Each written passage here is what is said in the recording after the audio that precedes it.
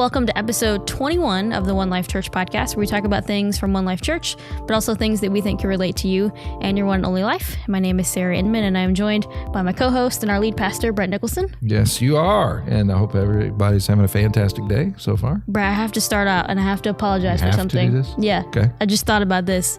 On one of the earlier episodes of the podcast, I called out something that you say a lot. Yes. When you teach.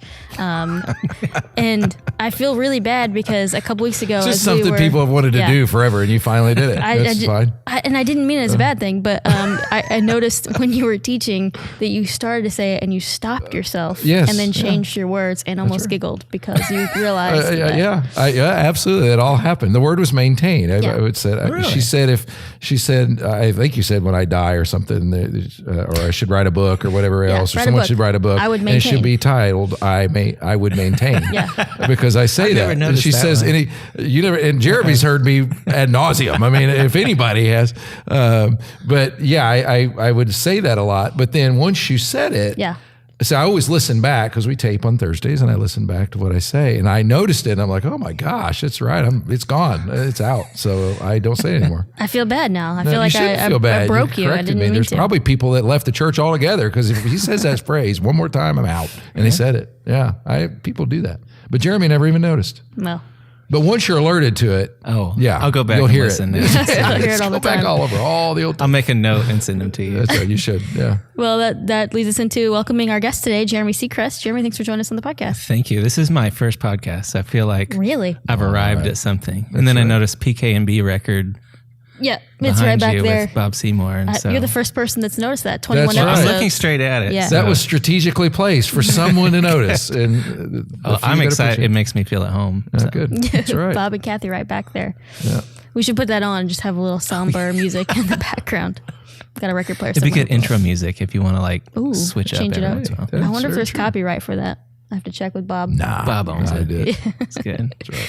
Well, Jeremy, first of all, we just want to learn a little bit more about you before we kind of dive into your role at the Evansville Christian Life Center, which is something we want to talk about today. But who's Jeremy Secrest in general? How we get to know you a little bit. So I go to One Life, and I've helped start it. Was on staff at Bethel, and kind of followed Brett and the whole gang as we started One Life, and it's been cool to see just this big. I don't know. We're getting old because I can't realize oh wow, we've been around a while now. But just I don't know. It's just been cool to see from that standpoint of being young and growing my faith, and seeing us all kind of hopefully grow up a little bit in the faith and together. So I've been immersed in that. Been married for 14 years and to nice. Joy. And she homeschools our 3 kiddos and does an awesome job with that. It's our first year trying that. And outside of that, I work at the Evansville Christian Life Center and do some marketing stuff on the side, and also like to write in between those 3 extra minutes of time that I have. Oh my gosh. And pulls it off, though, and have how many books now? I'm getting ready to release my 3rd, kind of. Okay, so those 3 minutes are they're packed in. I write really short books. I call them books. Some people call them blog posts. So. Oh, okay, that's fine. There's still books. And what are your books? What are the name of your books? One is Creative You, which is talking about making life a creative project. The second is Does My Great Grandma Drive a Motorcycle, which is totally different, and it's a kid's book. And illustrated by Brett's nephew, who's amazing. Ben Way Wade. to go. Nice honorable mention. Ben Wade, that's Wade. right. Great illustrator, sure. And then I'm getting ready to release one on marriage and kind of seeing our love for Jesus and desire for Jesus through the lens of marriage, and how many of us can be disappointed when we try to make our spouse Jesus. Trying to make your spouse Jesus. Yeah. I think a lot of us do that, though. I think you're right on principle, especially. Yeah, we or at least we think that way going in. This is that savior figure that's going to make everything okay. And I don't think they're wired to fit that category. Have you always wanted to write or liked to write? Is that something that you've always wanted to do? When I was a kid, I decided that I was going to be a writer, and I think I tried to write fake C.S. Lewis books. And then I got into other things and never really thought I'd come back to it until honestly, about 10 years ago. Actually, when Joy and I led the college group at church, I started teaching. I realized that I really liked putting words together instead of, I'm a graphic design major, so I did that, thought that was my thing. And then started realizing I liked putting words together and did it better on paper than in person. Nice. So maybe I should. But I did notice you said fake C.S. Lewis books when you were a kid. Well, there was a kind of a paradox there. Like, wow, you must have been quite a kid. No, it sounds a lot more impressive. I like Chronicles of Narnia. Very impressive. Okay. So I wrote a book that was basically Chronicles of Narnia. I didn't write a book. I started to write the story that was basically Chronicles of Narnia with different characters. Okay. You made your own version. That's right. Might have some copyright infringement. Okay. People are like, hey, wait, this sounds so familiar. What could this be? It's really interesting. But still, I mean, I had it pictured like you were a kid and doing, Mere Christianity or The Great Divorce or something. No, that would really deep thing. I thought, wow, so you were a prodigy as a kid. My son maybe, but he's that's right. He is a smart kid. Yes, that's awesome. Well, and you talked about being a part of the team that kind of got One Life launched, and a lot of the early creative, I think, was partially from you, correct? Yeah, we're part of the team with Chris Weatherly and Damon Hancock and Brian Notes, and we had a lot of fun. And some people don't know the roots of, there was Bethel churches here in Evansville, and that's where all of us met and got together in college ministry and things like that, and that was the roots of what became One Life. One Life was kind of an outgrowth of, I've told the story from the platform that it wasn't a church split, it wasn't a church plant, it was kind of a splant thing that happened, and we were all in on that, but a lot of it goes back to those days of college ministry and service we used to share in and try experiments, and the coolest thing about the Bethel environment was we got to try whatever came across our heads. Like anything. And, you name it, and we did it. And we had fun. a lot of really neat stuff. And we had a lot of epic fails too, and everything in between. But and that's what birthed out One Life eventually. And we still try to be that way a little bit. I think we've got a little civilized though. We probably ought to. We might be a little bit too professional. Yeah, I think so. We need to get really rowdy again. Kind of bring some motorcycles. Exactly. Yeah, we did that. Wait, that happened? Did you write it? Yeah, we did the rappelling from the ceiling. That's a whole other story. We'll have to come Were either one of those you? No, I didn't do the rappelling, but there's a story from one of our leaders at One Life that she was related to me. Related to him and got injured, and we didn't rappel anymore. And so, we rode motorcycles and unicycles and stuff. And that, it was just, but that was the cool thing about it. It was it was the kind of environment, we had leaders above us that just don't burn the place down. But we did use pyro. And absolutely. And we didn't. Yeah. Don't tell Brett that. He wants to use pyro. I was there. So bad. I had it go off right by me, scare me to death. Nearly killed me. That's right. And it went out. And you still want to do pyro? I still want to. Yeah. Because, anyway. But that's where we came from, and that's where. And Jeremy was a part of that crew, and always has been, and so he's got a lot of deep roots at One Life, and one of the main reasons it is what it is. Yeah, good, bad, and ugly. I have thought about some of the things I might disagree with. I probably help. Exactly. Oh, man, that's right. I think one of the first times I ever knew of Jeremy was a video you and Matt made. Was it ping pong? Were you guys doing like a ping pong challenge or? It was very funny. Dancing. That's what it was. It was a dance off. Oh, that's right. The dance off. Yeah. Film. You had like we could do anything. And everything on. It didn't matter. Yeah. That was a One Life thing. It was him and Matt. That was One Life, So there's some of that bled over. So our creatives.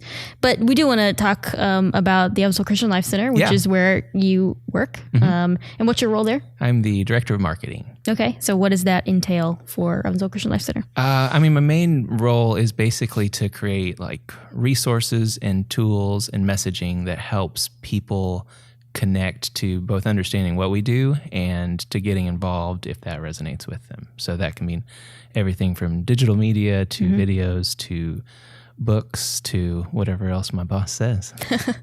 Yeah. Good. You get that. I understand that too. Yeah. There's always that and whatever else they say. Yeah. That's right. And so for someone who doesn't really know a whole lot about the Evansville Christian Life Center, has never heard of it, or maybe just knows a little bit, how would you describe that to someone? The Life Center, so we've been around over 30 years, and we work to help people who are in a place of need, and would probably in most situations say poverty, move out of that place of need and toward their potential in Christ. And so that can look different for each person, but the root of it is we help fight the issue of poverty in our community, and we have a lot of services to do that, but have a very intentional philosophy and path to help people move forward in that process. Well, and I think it's for those who especially don't know what the Life Center is or where it was. It came about years. Did you say it was 30 years old? Is it 30? Yeah, I think we're 32 this Okay, month. that sounds about right. Mm-hmm. Well, as at Bethel, there was a gentleman who donated the old monastery that had been there since what 1897. 1897. So there's an old monastery there. It was had the walls around it, had the whole deal there on South Kentucky Avenue, and he purchased it after they moved out and gave it to the church. Yeah. And I remember talking to the leaders of the church going, wow, thank you. Sort of like, what in the world are we going to do with an old monastery? They thought about selling it. They thought about a number of things, but it sits in an area where that is under-resourced. And they thought, well, let's just convert it into some kind of outreach thing. And it started with, I think they began with a hot meal program and food, clothing bank, that kind of stuff. I'm pretty sure that's... Those are the services that kind of kicked and it kind of was birthed that way, but it really, really caught on, and it did a whole lot of that. But I think within the last, maybe it's a decade or 5 years, I don't know, you can help us with the timelines, with the leadership there, it's always been about helping the poor and fighting poverty, but there was a philosophy change that happened a few years ago that was very intentional. I think you guys are still in the middle of it, almost like switching over to a new model. Or I think it's been about 10 years where we switched, and it's kind of a process. And I'd say we've switched a few years ago, but everybody knowing the changes is still definitely in process. So what happened is, and we are not like unique in this, but as nonprofits kind of started, and you start, nonprofit organizations are even less than 100 years old, primarily the way things set up. And so you start doing good, you gather people who want to do good and find ways to connect them, and then you see what kind of works and doesn't. And what we did is we realized that a lot of the things we did, which were loving people, serving neighbors in need, we did a lot of free things, a lot of giving away, and we realized that we were seeing a lot of repeat customers for years and years, and ones that did not have disabilities that had opportunity to move forward. And we realized that we weren't serving them right if we were making them dependent on us. And I think we realized we were in the process of potentially enabling some of those we serve through the way that we did things. And so Gina, our executive director, started exploring other organizations and discovered models that helped people move forward. Robert Lupton in Georgia was a big influence, and he talks a lot about charity is not about us who are giving, but it's about seeing the lives change of those we serve, and therefore the way you do your work needs to be about them and less about you. And I don't think most people are not doing things maliciously or selfishly. We don't know. Right. And as you kind of uncover that, peel back the curtain, like, so how can we help people actually move forward? Yeah, and he's the writer of the book Toxic Charity. Is that right? Yeah. Yeah. So that was I got to hear him speak at a Catalyst event, and I had never heard of him at all, and he was just kind of out of nowhere. And I'll never forget, he told a story of he would come from the suburbs, and people at his church every year around Christmas, and they would do this gift giveaway, which, great idea, wonderful thing. Yeah. But they said they noticed a pattern at every living room they sat in. If mom and dad were there, mom would sit with her head down and dad would leave the room when they gave the kids the gifts. And it happened and happened and happened. And it finally dawned on them, wait a minute, we're doing something that for mom and dad is, I'm sure they appreciate it, but it kind of carries with it a level of shame, especially for dad. Yeah. And that switched their paradigm. And they said what they started doing after that was they would gather up the same toys and things, and they would have a little store down the street, and mom and dad could come for very low prices and buy the gifts themselves and give them to the kids. And that put dad back in the room and mom with her head up. And I never forgot that image. It is, and I remember the Life Center kind of talking that way after that through the book and everything, because like you said, no one's malicious about anything. Yeah, no. Meaning to do something good, but you're not maybe thinking it through. Yeah. And so what are some of the moves that you've made kind of tangibly in that shift? Like, what are some of the significant things that you're doing now? I would say probably the one that exemplifies the change is we used to have a food pantry, like an emergency food pantry, where someone could get 3 days worth of groceries, and we had certain time restrictions and that kind of thing. And we were one of 80 food pantries in the area. So 80? Yeah. So that alone made us think maybe this isn't our niche. Wow. But we've transitioned that to a food co-op so that members who are in good standing of some other programs can pay a small fee and get 50 to 60% of their groceries taken care of for a temporary amount of time. We're talking about usually 18 months as they're going through these larger programs, so that it helps defray their cost as they're trying to build their savings or pay off debts or whatever they might be going through. But the food co-op is a very tangible benefit, but it's not something, it's not a long-term thing. It's not going to enable them, but it's going to help them rise over the challenges of moving forward. And because even moving forward, often if you decide you're going to move forward and you're in a situation of poverty, oftentimes if you're getting a promotion or a pay raise, you lose benefits faster than you can raise your income. You see it over and over and over. And so if you go from making $9 an hour to 10 or 11, at some point your housing allowance will go down and some other benefits. And so you're right on the edge anyway. And so your motivation to like, okay, I can do this for how long and still make it, your motivation goes down. Not even motivation, but just the practical reality of how do I even get over this gap? And so we call that the wage gap. And so something like a food co-op and some of the other things we do help people walk through that, because it's hard. I mean, just the system in all its complexities, it's hard to move forward. And so that's kind of where that exists and where we exist in there. Another thing is the GAIN initiative, which started as another thing called Circles. And this is about 10 years ago. So that was really the turning point.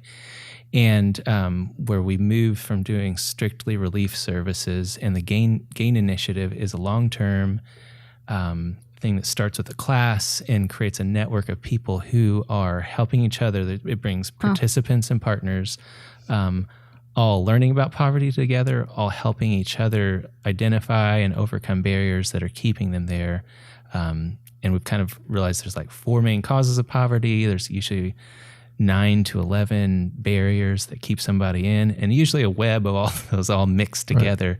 And so moving out is not just a simple, okay, here's what I need to do, and here's my 3 steps, but it takes it takes relationships, it takes being connected to resources, to jobs, to whatever it might be. And a lot of people in poverty are isolated or don't have a network of positive relationships helping them move forward. So that's, if anything sums up what we do, the GAIN initiative would be that. And that kind of starting that led to a lot of other changes that we've done in our services. And I don't, that's just one of the reasons we wanted you to have you on here, was because we're talking about building a great city. Yeah. And it's always been the heart of the Christian church, because of Jesus' message is to preach the good news to the poor. And it's very much, anybody that reads the Gospels, that's an obvious value. It's not hard to see at all. And so everybody jumps into it, but it's amazing to kind of watch Christian people really think about their compassion on a deeper level. Sure. And I guess that's what's impressive. I didn't know that, and I'm glad you were here, because I've not heard of the GAIN initiative. Oh, okay. Yeah. Even though my own daughter worked for your organization and for you, I guess maybe I stared off into space when she was telling me about it. I feel really bad. But walk through a couple of things that you've learned about poverty itself since being there, just through that, as if you've lived inside that environment that the typical person, myself included, wouldn't know necessarily. Honestly, I was as ignorant as anyone before I started working here full time. And then I'd been around the Life Center for years and years. And I think one, it's just the idea of potential. Like, I think I associated with poverty work with commercials with Sarah McLachlan and just taking this horrible bad situation and making it mediocre. Like that sounds bad, but that's kind of my perception that I had going into it. And instead, as I see all the awesome things that those in the services are doing, and then as I understand the Bible and even the things we've been talking about in our messages, is Jesus has designed us all to flourish, and that looks different. It doesn't mean prosperity gospel kind of things, but there's just this healthy flourishing of life with God and with each other, and that's working in the poverty space is helping people remove barriers and clutter that's keeping that from happening in their life, both individually and in our city. And I think it's just a crucial part of the good news of Jesus, because we all have those barriers, or the barriers just look different from wherever you're at. And for some it's poverty. And so I think that's one of the keys, is that it's this beautiful picture of growth and vitality and flourishing is what the work of fighting poverty is doing, right. Not just a bunch of old ladies trying to make right. you feel obligated to give money that you'd want to spend on vacation or something. And I'm sure, like, as I was just reading actually on your website, restoringpeople.com is the website for the Evansville Christian Life Center. And thanks for the plug. Yeah, absolutely. And on the services, I was looking at the GAIN initiative. No, I was reading more about it as you were talking about it. I was like, that's really interesting.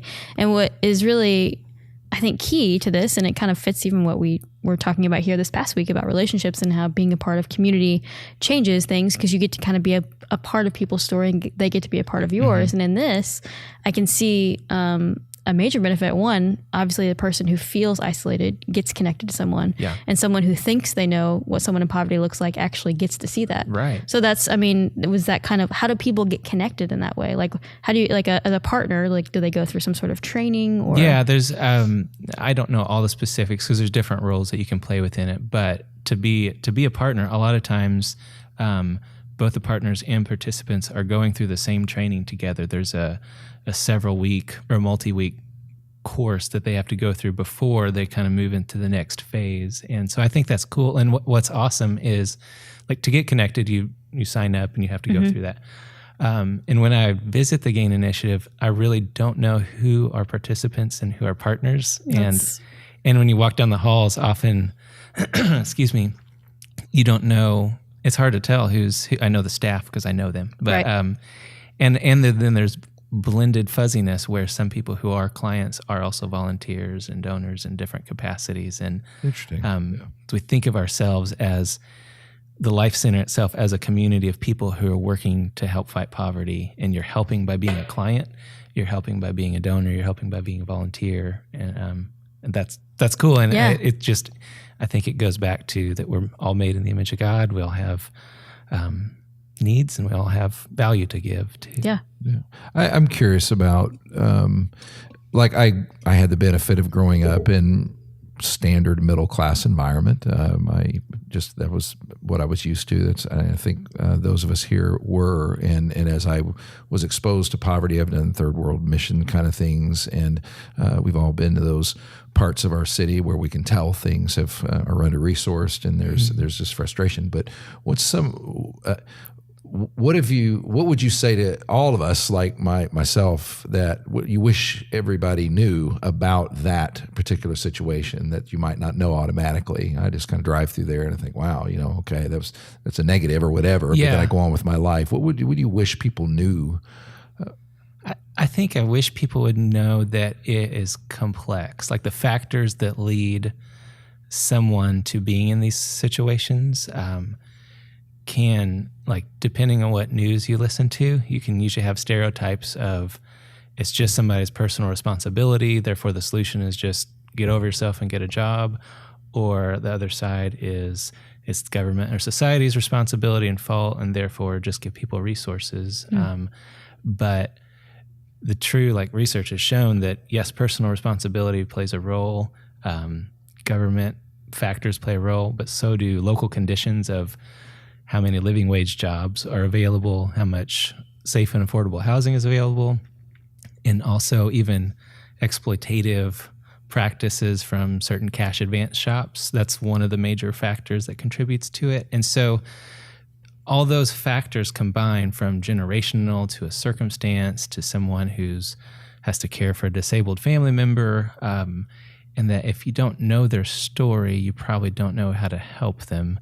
And the complexity of that is you really have to get to know somebody to help them at all, because it's not as simple as many of us would even hope to think that it is. Yeah, in our own situations, if we would just kind of, we're supposed to love our neighbor as ourself, and so I've been trying to meditate on that concept a lot lately, and it's like, okay, in my own situation, I have problems that I know are complex, that you might be able to look at and go, well, all I got to do is this, just do X and you'd be fine. Well, I'm like, well, shut up. It's not that easy, because you don't know the other underlying factors. There's this, there's that, there's parents, there's background, there's my history or whatever else. And I think what I heard was the same basic thing is like, you can't just kind of fly in and say, well, this is all you need to do, just flip this switch. Right. And it's easy to do that standing at a distance if you're out in the middle of it. And so that's really, really helpful.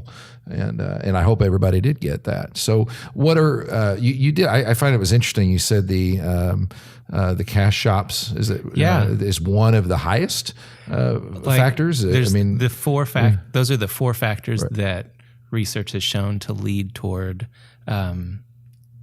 conditions of poverty. I honestly don't know. Which four is it again? I'm sorry. It is personal behavior, and that can mean all kinds of things. Right.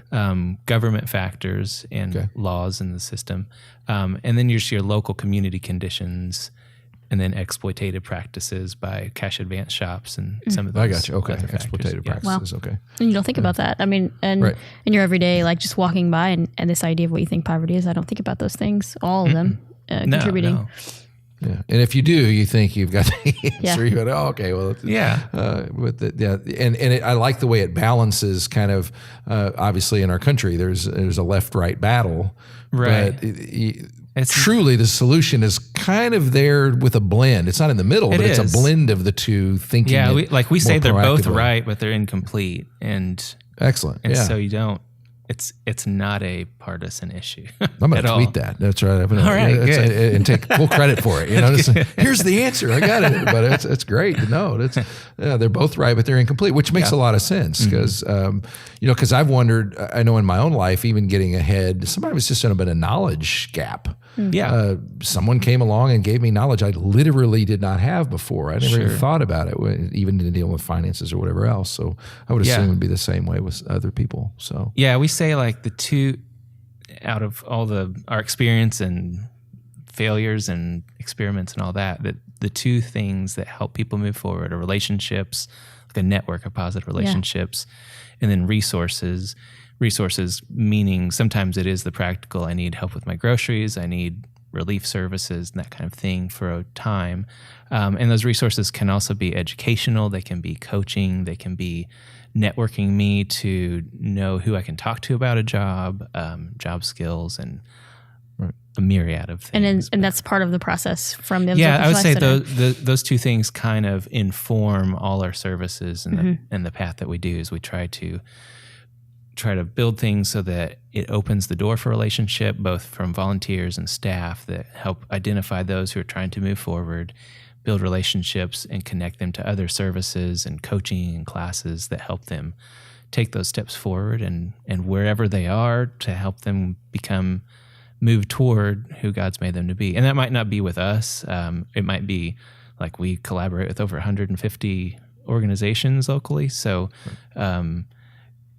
we want to help them succeed, and it's not just our owning our little empire. One of the challenges I threw out, and it's kind of growing on me, is that I think we have a responsibility to two things when it comes to doing good. It's just that general overall character built, just be a refreshing, kind of someone that's bringing good into people's lives in the simplest ways. It could be a smile, an open door, that kind of thing. But there's also kind of deeper, creative good that you think through. And I think a lot of people would resonate with what you guys do. And so as they hear that, and I've heard you mention volunteers, I've heard you mention these people that are working. Yeah. If my heart's beating faster right now because I love what you're saying, what can I do to get involved, and what kind of opportunities are there? Yeah. So I mean, the three ways that you can get involved are through volunteering, donating, or we say being an ambassador, just telling other people about what we do. There are tons of opportunities from a volunteer standpoint, from a one-time to a group to ongoing things. But so if I could have one action step, though, it'd be to take a tour, because there is so much. I mean, I can simplify and give you bullet points, but like our goal is that if this cause is something you resonate with, is to honestly create a long-term relationship with you where we are kind of, Jamie Levy would say, the vehicle connecting you to the cause that you care about. Like that's the role of a nonprofit. And so we want to build a long-term relationship with you. So if you come and meet us for like an hour-long tour, we'll show you services, we'll show you our monastery, 120-year-old building. That's kind of cool all by itself. I love going in. It's a piece of Evansville history. It's awesome. Man. Yeah. And there's crypts where nuns used to be buried. Yeah. We'll take you to there Absolutely. if you want. Yeah. And turn an off the lights sometimes. Oh my gosh. This podcast just went another level. I know. That's right. So, but we think that's the best place to start because you do get a better grasp rather than just seeing it in a brochure or something like that. And how do you sign up for a tour? You can go to restoringpeople.com All right. and sign up for a tour. Awesome. And I know a couple of things that I want to make sure we talk about because I've seen on social media you guys have been doing the 5 minutes in poverty walkthrough display. Mm-hmm. What's that experience like? Because I've seen you putting it on a couple times on social media. So yeah, it's so we have both like this big 16-foot wide display that travels, and one of the main things is like we talked about, it's hard for those who have not experienced poverty to really just understand the daily life struggles of someone in poverty. And so this has kind of a choose your own adventure, presenting you with scenarios that you have to choose. And, am I going to pay my doctor bill or am I going to get my water shut off? And then it kind of plays down as you make these choices. And with the idea, just education about what poverty looks like in Evansville, and that it's not just extreme living under a bridge or that kind of thing. It includes that. But so many in Evansville are honestly, you would not know that they're in poverty, and you probably know plenty of people that are in poverty and you just don't know that they are. 40% of people in Vanderburgh County, 40% of households are designated as either in poverty or like one step away. Wow. And so 40%? 40%. Yeah. Good night. And so we're trying to help broaden perspective of like it's a lot of people, and it's not the stereotypes or caricatures you might have in mind. And so this is a way to do that. So we take that to businesses, churches, and schools, and we can give a presentation, or they can just have it there and do that themselves. We also have a playing card version. I saw that. You can have for your small group or something. What now? A playing card version? Yeah. Like you can play poker with these ideas? That was kind of the idea? Playing card version? And if you gamble and make money off of it, you can donate it to the Life Center. That's an excellent, correct idea. Or to One Life. See, that's one of those old, pre-One Life creative ideas. Like, hey, let's try this. Poker for... Yeah, okay. Then you said you had a couple of things. There was one. Yeah, and then I saw you guys, actually I saw a picture of your wife modeling the new t-shirt. Yes. When I see you, I see potential. And I know potential is a word you guys use and focus on, because that's what you're focusing on is people's potential, not just solving one issue. And we talked about that a little bit a few weeks ago with Rob and Jeremy. They're doing the same thing. Similarly, like they're focusing on potential of kids. And I think that's a solid word, but obviously you're selling the shirts, but the idea of potential and the shirts, if you can kind of talk about this a little bit. Shirts are just a way, like the phrase, when I see you, I see potential, where like, I think that encaptures what we want people to know about our work, is that anyone, not just those we serve, but those we work with, we hope that we're helping them move toward their potential in Christ through the lens of the things that we do. And so the shirt's just a way to spark conversations, that if you see it, doesn't have our logo on it, doesn't have any of that, but just that somebody can say, hey, what's that mean? And hopefully think about us in terms of the word potential, and maybe not as relief services or some of the things that we used to do. Yeah. As a marketing guy, did you come up with that? Was that your thing? Yes, that was the point. Way to go. Way to go. That's okay. You do your job well. And in April, you guys are hosting Bob Goff. Yeah, we're really excited. That's a pretty big deal. That is a huge deal. Coming to Evansville. So Bob's awesome, and loved reading. I've read his first book. I still need to read the second. And just what he captures, I think if we could aspire to be like someone, it'd probably be kind of like him. And and so we think this is just a great way to bring people together, also let them know some of the changes we've made, and hopefully it should be a good time. It's April 15th at Bethel and at it will be fun. It's mostly 98% of it is just him talking. That's awesome. Yeah, and if you've never had that experience, you've never heard Bob Goff talk, it's an experience. You need to do it just because he is different. I can't think of a person that I would compare him to. He's just completely unique person. Dave Schwambach times 10 or something. Yeah, and he laughs at his own jokes and tells just weird stories. But there's a lot of depth there. You can interpret him as being this sort of, he's so goofy. He's lightweight, but he's a lawyer and he does very in-depth work throughout the world on very high levels. And he's got great stories in that way. So I couldn't recommend enough because I think it's a paradigm shifter that will happen if you've never heard him before. And you get tickets on your website. Anywhere else you can pick up tickets? You can go to the Vineyard and get them too. Yep. Cool. Awesome. Anything else to ask Jeremy before we kind of wrap up? Ask Jeremy? Yeah. I feel like we got to just throw something random at him. We've talked a lot about. So what was the real reason you left One Life staff? Because I needed insurance and I was working part-time. Okay. That's right. Never mind. I know that answer. Should have brought that up. We're going to edit that out.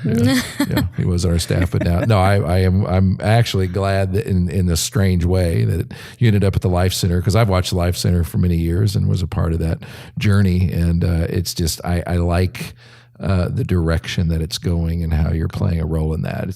Thank you. It's very cool. And Gina is also my cousin. She's really? That's true. One of my cousins around the city that's changing Evansville. I've got cousins everywhere. I really do. That are doing cool things. And part of that's because he has like hundreds of cousins. I really do. And it's the odds are for it. Yeah, we are. I'm just going to start saying, Brett, is this person your cousin? Assuming that they are. You should ask that. That's right. You should. And I know most people are probably listening to this who've been through Kickstart and said, that voice sounds familiar. It's the voice of our mission video animation from our Kickstart. I know. Jeremy Secrest. I still wouldn't have chosen that, but Matt asked me. I love it because it makes everyone feel so welcome. Yeah. More than my voice ever would. I mean, it's calming and it's welcoming. It's amazing. It is great. Yeah. It's not great listening to your own voice. Well, yeah, I agree with that. No, it's fun. Well, Jeremy, it's awesome hanging out with you, learning more about the Christian Life Center. I'm sitting here realizing I haven't been through a tour. I'm going to schedule one, go through. I think you'd be interested to come learn a little bit more about it, to be able to talk to people about it even more. So anything else you'd add or want to say about the Christian Life Center we didn't get to ask you? Oh, I talked a lot. Good. I thought it was fun. Awesome. Don't tell Gina I said that. She would keep on talking. You could have said more. Yeah. And again, you guys can find out more at restoringpeople.com, and information on how to find a tour is under the events. And there's more information about that Bob Goff opportunity coming up as well. Brett, anything that you want to tell us about next Sunday? Oh, next Sunday is the way it's sizing up right now. We've covered a lot of ground, the city thing, and we're continuing with that. But I'm going to try to pull it together into a sensible kind of because the goal of the series was to understand what we mean when we say build a great city, and then see yourself in it. And we're a little over the halfway spot, and I want to make that a lot clearer. Okay, this is what that actually looks like. Before the next half is going to be, we're going to talk about vocation and the arts and the marginalized in our community and neighborhoods and things like that in a lot more practical way. So it's kind of the pivot point, I guess you'd say. Cool. And we've got some guests that are going to be joining us on Sundays. That'll be also joining us on the podcast. So we're excited about that too. That's exactly right. I'm not going to tell you who though. That's so you just have to listen. Just stay tuned. Thanks guys for joining us.